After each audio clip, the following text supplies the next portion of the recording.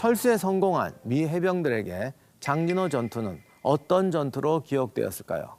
역사상 격렬하고 잔혹했던 전투인 것은 물론이고 세계 3대 동계 전투 중 하나로 꼽힐 만큼 추이가 맹렬했던 기억이 강렬하게 남았을 겁니다. 참전용사 조지프 오원 중위는 당시 전투 현장의 추이를 이렇게 기록했습니다. 손과 발이 얼어붙어 모두 마비가 됐고 뼈끝에 사무치는 추위가 엄습했다. 그의 기억은 미국 버지니아주 미 해병박물관에 있는 특별 전시실에서 재현됩니다. 제가 사실 그곳을 가봤었는데 의외로 전시관의 테마가 딱 하나입니다. 추위. 당시 얼마나 추웠는가를 체험하게 해주는 게 이 전시관의 목적입니다. 책에도 전투 당시 추위에 대해서 묘사한 구절들이 많이 나옵니다. 강추위는 사람들의 성격도 변화시켰다. 너무나도 추워서 허풍쟁이들은 숨이 차서 허풍을 떨 수 없었다. 대원들은 이 비참하고 추운 나라로 우리를 보낸 빌어먹을 바보들에게 욕을 하는 것 외에는 그 어떠한 말도 하지 않았다.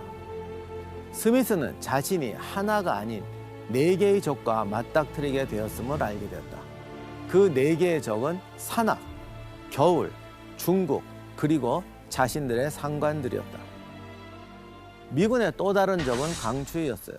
겨울을 배경으로 한 전쟁 영화들을 보면 초인적인 힘으로 추위를 버티고 눈 위를 막 구르면서 적과 사투를 벌이는 장면이 나옵니다.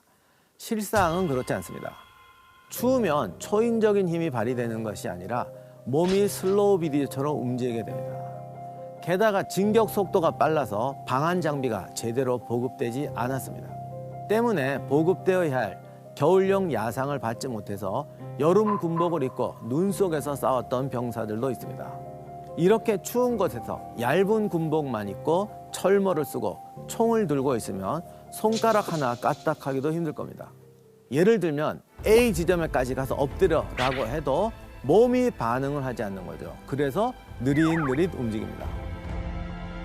심지어는 주변으로 총알이 날아와 박혀도 몸이 재빠르게 반응하지 않습니다. 너무 추우면 몸이 제대로 움직이질 않아서 허무하게 죽는 겁니다. 이 추위는 미군만 습격한 것이 아니었어요. 중공군 역시 이 추위를 피해가지 못한 것이죠. 추위로 몸이 굳고 눈앞이 제대로 보이지 않았겠죠. 손가락도 제대로 작동하지 않습니다.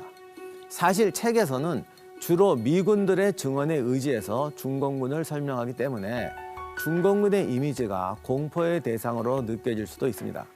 그러나 혹독한 추위는 아군과 적군을 가리지 않았죠.